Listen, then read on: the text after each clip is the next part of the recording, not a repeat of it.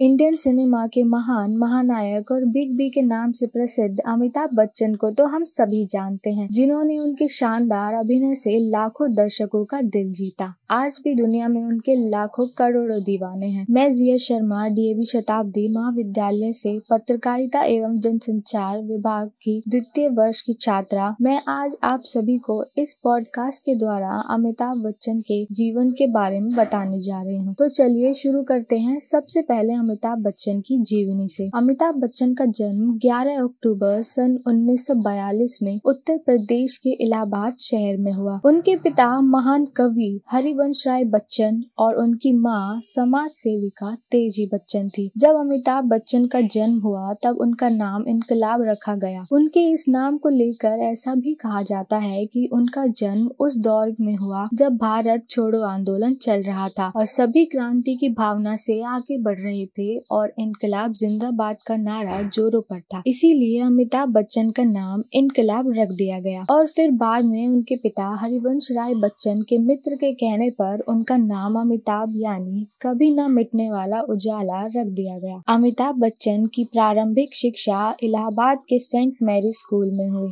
और फिर उन्होंने अपने आगे की पढ़ाई नैनीताल के प्रसिद्ध कॉलेज शेरवुड से करी, जहां वह पढ़ाई के साथ साथ नाटकों में भी पार्टिसिपेट किया करते थे। नैनीताल से पढ़ाई खत्म करने के बाद वह दिल्ली के करोड़ीमल कॉलेज में आए, जहां से उन्होंने अपनी ग्रेजुएशन पूरी करी। ग्रेजुएशन पूरी करने के बाद अमिताभ बच्चन ने दिल्ली में कई जगह जॉब के लिए इंटरव्यू दिया, लेकिन उन्हें जॉब नहीं मिली। फिर उन्होंने अपने किसी दोस्त के कहने पर ऑल इंडिया रेडियो में वॉइस नरेशन के जॉब के लिए इंटरव्यू दिया, लेकिन वहां भी उनकी आवाज को मोटा और भद्दा बताकर उनको रिजेक्ट कर दिया गया। दिल्ली में कहीं भी जॉब न मिलने के कारण वह अपने दोस्तों के साथ कोलकाता चले गए। वहां उन्होंने 5 साल तक कुछ प्राइवेट कंपनियों में काम किया, लेकिन उनकी रुचि अभिनय और फिल्म में थी, इसीलिए वह 1968 में सब छोड़ छाड़ कर मुंबई आ गए थे और मुंबई से उनकी आजीविका की नई शुरुआत हुई। मैं आप सभी को बता दूं, कहाँ उन्हें दिल्ली में उनके आवाज को मोटा और भद्दा कहकर उन्हें रिजेक्ट कर दिया गया था, वहीं मुंबई में उनकी करियर की शुरुआत फिल्मों में वॉइस नरेटर के तौर पर हुई, जहां उन्होंने फिल्म भुवन सोम में अपनी आवाज दी। मैं आप सभी को बता दूं कि उनकी दोस्ती राजीव गांधी से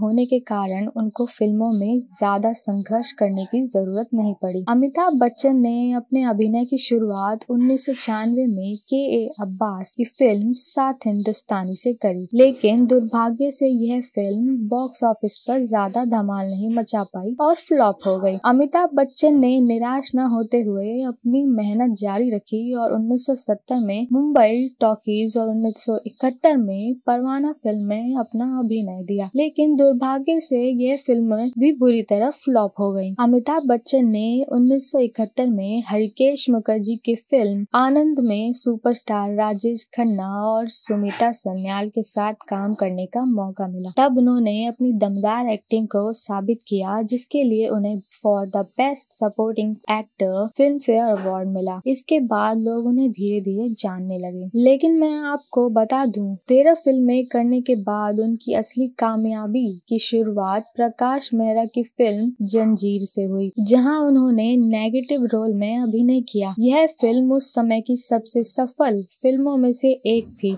जिसके कारण अमिताभ बच्चन रातों रात सुपरस्टार बन गए। इसके बाद उन्हें एंग्री यंग मैन के नाम से लोग जानने लगे और फिर तभी अमिताभ बच्चन के करियर की सफलता हुई और उन्होंने ब्लॉकबस्टर हिट अदालत और अमर अकबर एंथनी जैसी फिल्मों में भी अभिनय किया। 1975 में इंडियन सिनेमा की ब्लॉकबस्टर हिट फिल्म शोले में भी अमिताभ बच्चन की दमदार एक्टिंग को देखा गया, जिस फिल्म को बेस्ट एडिटिंग अवार्ड भी मिला। लेकिन दुर्भाग्यवश 26 जुलाई 1982 में फिल्म कूली की शूटिंग के दौरान उन्हें एक एक्शन सीन में बहुत जोरों की चोट लग गई, जिसके कारण उनका बहुत खून बहा और सभी को ऐसा लगने लगा वह जीवित नहीं बचेंगे। लेकिन उनके चाहने वालों की दुआएं और डॉक्टर की कोशिश के कारण इलाज सफल रहा और अगले ही साल उनकी यह फिल्म बॉक्स ऑफिस पर सुपरहिट रही और उस साल की सबसे ज्यादा कमाई करने वाली फिल्म बनी। इस दुर्घटना के बाद अमिताभ बच्चन ने तय किया कि वह अपने पैर राजनीति में टिकाएंगे,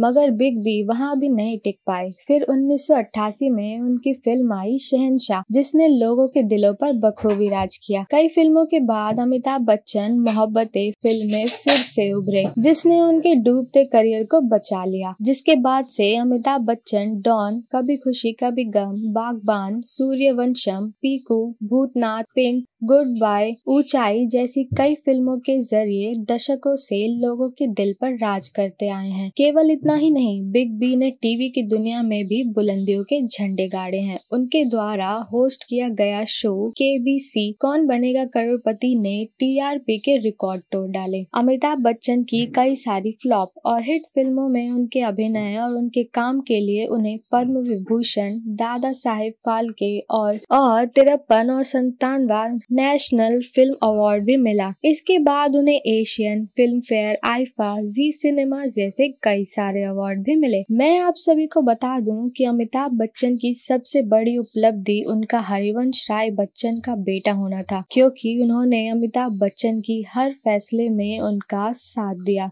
जिसके कारण अमिताभ बच्चन फिल्मों द्वारा दशकों से सभी के दिलों पर राज करते आए हैं और करते रहेंगे।